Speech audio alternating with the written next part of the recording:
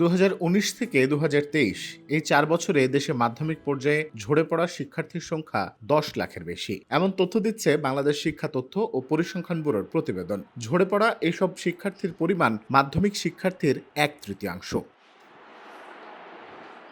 শিক্ষার্থীদের ঝরে পড়া রোধে কাজ করছে প্রধানমন্ত্রীর শিক্ষা সহায়তা ট্রাস্ট। অসচ্ছল, দরিদ্র ও মেধাবী ছাত্রছাত্রীদের শিক্ষা গ্রহণে সহায়তা করার জন্য সরকারের সাথে নিবিড়ভাবে কাজ করবে দেশের জনপ্রিয় মোবাইল আর্থিক সেবা নগদ, যেখানে প্রধানমন্ত্রীর শিক্ষা সহায়তা ট্রাস্ট থেকে সারা দেশের অসচ্ছল শিক্ষার্থীদের মুঠোফোনে নগদ পৌঁছে দেবে উপবৃত্তির টাকা।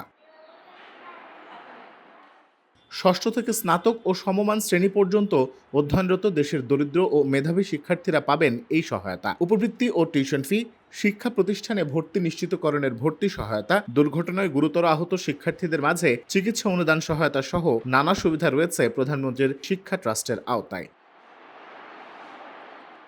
প্রাথমিকভাবে দেশজুড়ে নিবন্ধিত ষষ্ঠ থেকে দ্বাদশ শ্রেণীর শিক্ষার্থীরা উপবৃত্তি সুবিধা পাবেন নগদের মাধ্যমে। এই অর্থ উত্তোলনে আলাদা করে কোনো ক্যাশ আউট খরচ দিতে হবে না শিক্ষার্থীদের। শিক্ষার্থীদের অভিভাবকের নগদ অ্যাকাউন্ট নাম্বার, যা ভোটার আইডি কার্ডের সঙ্গে যুক্ত, সেই নম্বর থেকে সহজেই নিবন্ধন করা যাবে pmet.gov.bd ওয়েবসাইট থেকে। সম্প্রতি বাংলাদেশ সচিবালয়ে এ বিষয়ক একটি ত্রিপাক্ষিক চুক্তি স্বাক্ষরিত হয়। প্রধানমন্ত্রীর শিক্ষা সহায়তা ট্রাস্ট, বাংলাদেশ ডাক বিভাগ ও নগদ লিমিটেডের কর্মকর্তারা চুক্তিতে স্বাক্ষর করেন। চুক্তি অনুযায়ী দেশের সেরা মোবাইল আর্থিক সেবা নগদের মাধ্যমেই এই ভাতা বিতরণ হবে। অনুষ্ঠানে প্রধান অতিথি হিসেবে উপস্থিত ছিলেন শিক্ষামন্ত্রী ও প্রধানমন্ত্রী শিক্ষা সহায়তা ট্রাস্টি বোর্ডের সভাপতি মহিবুল হাসান চৌধুরী। বিভিন্ন মন্ত্রণালয়ের সরকারি ভাতা সফলভাবে বিতরণ করে নগদের উপর আস্থা রাখা হয়েছে বলে জানান শিক্ষামন্ত্রী। মোবাইল ফাইন্যান্সিয়াল সার্ভিস নগদের সাথে এই চুক্তিটা সম্পন্ন হয়েছে, যাতে করে আমাদের বেনিফিশিয়ারিরাই তারা অর্থটা যাতে সরাসরি পান।